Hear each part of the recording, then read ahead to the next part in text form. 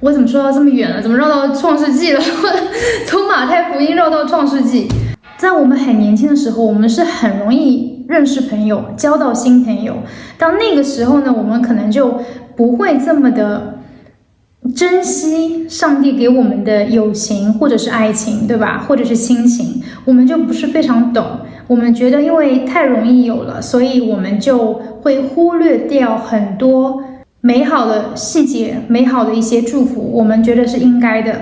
这一集呢，我会全部用中文来说。马可福音第5章，有一个女人患了12年的血漏，在好些医生手里受了许多的苦，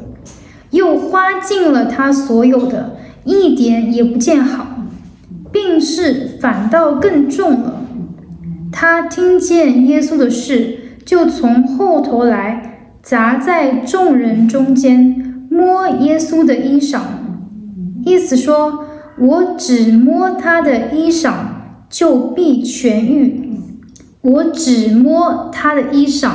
就必痊愈。于是他血漏的源头立刻干了，他便觉得身上的灾病好了。这是我第一次用中文来讲经文。这个患病的女人，她摸了耶稣衣服的衣角，她患了12年的病就立刻好了。你知道，我想起了有一次，在我的一个朋友，他已经不在世上了。当时在他病重的时候呢，我们在他的病房里面，我带着我的2名朋友，然后我们就为他弹琴唱圣歌，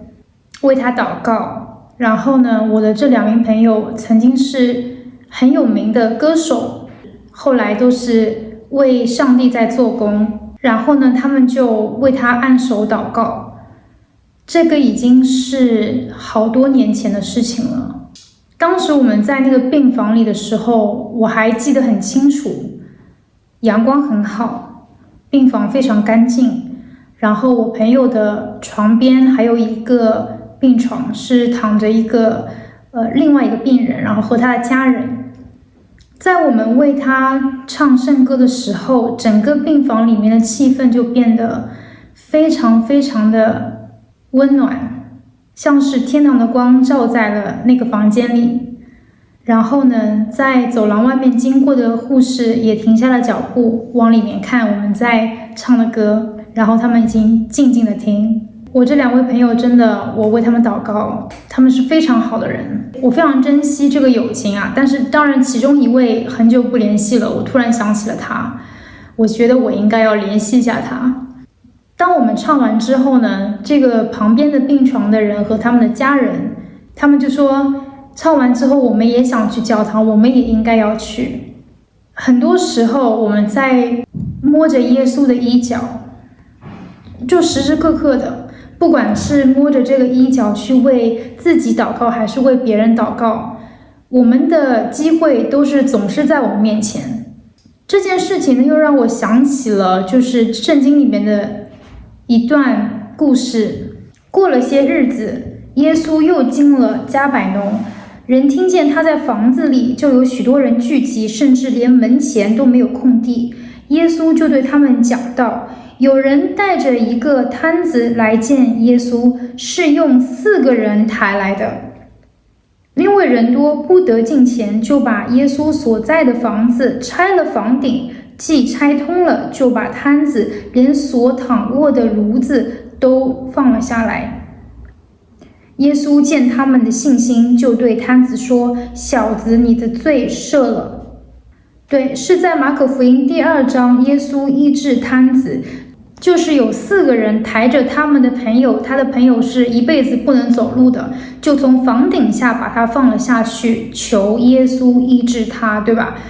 这段经文真的很重要，就是我觉得我们不能只为自己来祷告，或者说为自己祝福，而我们要把我们的祝福带给身边的人，也要常常的为我们身边人祷告，然后给他们带去实际的帮助。你看，光祷告不够，你还要把他带到主的面前，带到他的面前，让他被医治，对吧？我真的觉得这样的友情才是真正的友情，这样的友情才是我们应该要做到的，就是不是说我们要有这样的朋友，我们也要变成这样的朋友，就是像这4个人一样，把朋友抬过去，为朋友祝福，为朋友祷告，实际的帮助我们的朋友。然后这段经文让我想起了我那位过世的朋友，当主让我遇见这位朋友的时候，让我们遇见的那一刻其实就是有原因的。在我们很年轻的时候，我们是很容易认识朋友，交到新朋友，到那个时候呢，我们可能就不会这么的珍惜上帝给我们的友情或者是爱情，对吧？或者是亲情，我们就不是非常懂，我们觉得因为太容易有了，所以我们就会忽略掉很多美好的细节，美好的一些祝福，我们觉得是应该的。但是呢，当我们慢慢长大之后呢，就发现其实朋友很不容易。我很喜欢 Georgina， 就是 C 罗的妻子。我看他奈飞的这个电视剧的时候，他里面有说一个话，我觉得挺有意思的。他说他的朋友拿了一盆植物去见他，他就立马让这个朋友不要把植物拿进他的家里，因为他说只要每次朋友带着盆栽去他家，他们友情就会拜拜这样子。所以呢，他就很小心这些细节，就是为他的友情祷告。然后我就恍然大悟，因为我从来没有为友情，就是也有祷告，但是很少，就不会有这些注意这些细节。其实我曾经有很多朋友，然后我到现在可能就只有1-2个、2-3个，而且也很少联系了。为友情祷告的重要性，不管是友情还是我们得到的工作也好，我们得到的机会也好，我觉得我们一定要祷告，不能够把这样的好的祝福给就是扔走。你看，就是雅各骗取以扫的祝福这件事情，当然说用骗的话有点难听哦，但是我想说里面有一句话我之前读的时候让我恍然大悟，是在第25章的第32开始。你看，以扫说，我将要死，这长子的名分与我有什么益处呢？雅各说，你今日对我起誓吧。以扫就对他起了誓，把长子的名分卖给了雅各。于是雅各将饼和红豆汤给了以扫，以扫吃了喝了，便起来走了。这就是以扫轻看了他长子的名分。哇，这个故事好像听起来没有怎么样，但是他轻看了他长子名分什么意思？就是他轻看了神给他的祝福，他轻看了神给他的东西，不管是礼物还是名分还是机会，他轻看了，他就这样给掉了。所以我就想，哇，我们人生里面有很多时候得到了很多的好东西、好机会、好祝福、好的人，但是我们轻看了，我们不认为这是神给我们的祝福，我们觉得没有什么，反正有很多嘛。就像现在很多人年轻人谈恋爱，你有一个很不错的对象，然后你觉得反正我可以有很多嘛，我有很多好的嘛，我自己条件也不差嘛，那你就轻看了上帝给你的祝福，然后结果你错过了一些可能是很适合你的人，对吧？可能是上帝给你的人，我真的相信是会错过的，是会失去的。我怎么说到这么远了？怎么绕到创世纪了？从马太福音绕到创世纪。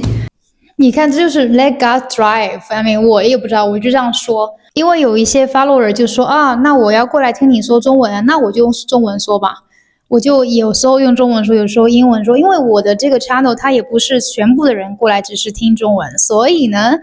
，let's see。我觉得你们的提议都很好，我也很喜欢大家给我留言，不管是你的想法是什么，我觉得你要很 free 的说出来你的感觉，或者你想要听什么，知道什么，你想得到什么，我觉得我们在这里就是要互相分享的。不管怎么说呢，这个频道我做的初衷就是带去正能量、美好和天堂的光。当然呢，我对骂人、侮辱人的评论来讲的话呢，我就会比较怎么讲，觉得有点尴尬。当然说我也是会祷告，我觉得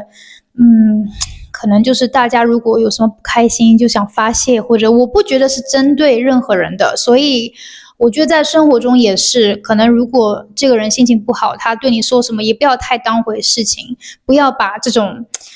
这种仇恨啊，或者是觉得好像是什么大不了的事情。当然说保护自己，尊重自己，但是呢，也要原谅，就是伤害你的人，这个是很重要的。我觉得原谅别人就是原谅自己，就是让自己变得更好，然后过得更舒服。好了，那今天这集就这样吧。感谢你对我的关注，如果你喜欢我的频道的话呢，就给我点赞、留言、转发。那下次见喽，拜拜。